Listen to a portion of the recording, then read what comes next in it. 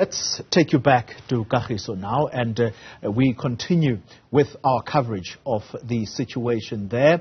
The shutdown over the high rate of crime in that area. Joining me now is the mayor of Mogale City, that's Tyrone Gray, joins us on the line. Mr. Mayor, good morning to you. Let's start with what we have been reporting here on Newzroom Afrika, and that is that one person has died as a direct result of this shutdown. Are you able to tell us definitively whether this person is seen or regarded as an illegal miner?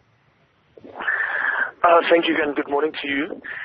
I cannot definitively say. I have been actually on site the whole time. However, when I actually saw the victim or the body, they were dressed in a good thing. Sorry, I'm just on Newzroom Afrika.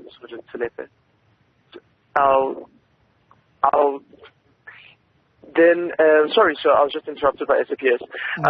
The manner of the outfit is very similar to what Zamazamas do normally wear, but I cannot confirm that that person is a foreign national. But yes, indeed, we have had a casualty.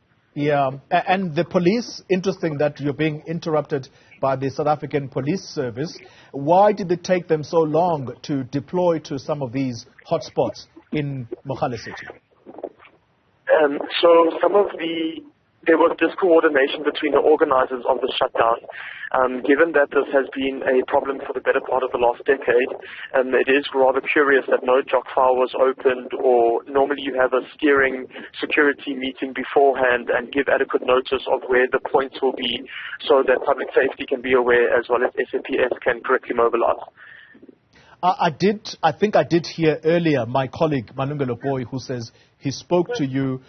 Your description, or at least what you would like to see happen to the organizers of this march, I think you have said they are the people who ought to take responsibility for any death that occurs there.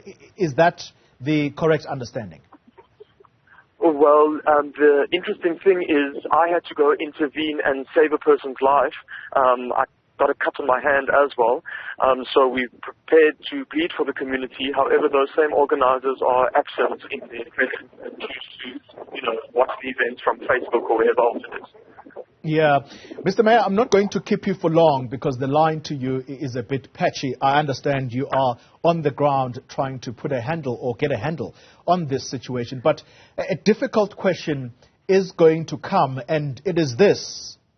Did it have to take the savage rape, gang rape, of 8 young women for your council to wake up to the issue of illegal mining that is taking place there? So we have actually been doing operations for the better part of the last 4 months. In fact, this area in question was one of the first areas that we engaged with TLBs to do the job of the Department of Mineral Resources and Energy. We have been also calling for national and provincial intervention long before this incident happened. However, it is very unfortunate that, for instance, children have to drown in rivers before we build bridges.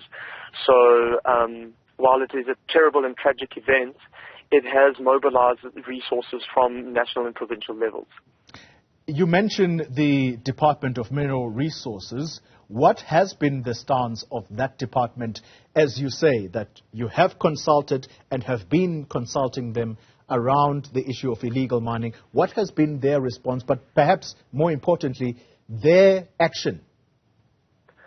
Well, in terms of the Department of Mineral Resources and Energy, they have a rehabilitation fund, which I'm humbly imploring if they can gazette and unlock funding for distressed mining towns across South Africa.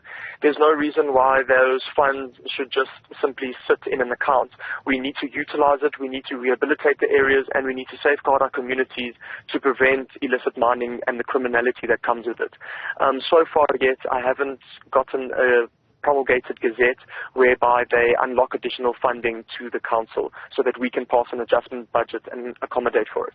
But you say you have written as much to the minister who heads that department. I think now what we're going to have is that the DMRE officials were actually in the area. They did multiple site inspections. I've also engaged with an environmental activist, and then I'm sure that the DMRE will realize that they need to speed up the rehabilitation process and also hold those mining companies to account that haven't been doing their due diligence. You're saying site inspections were conducted. Do you know when? How long ago? I do know definitively one was conducted on Tuesday. As for how many others have been conducted in the last year, etc., I'm not fully aware of those. Tyrone Gray is the mayor of Mogale City. Let me thank you very much for your time, and it is quite clear that the situation on the ground, indeed, it is fluid, it's actually scary. He has gotten a cut himself trying to save a person's life from being beaten.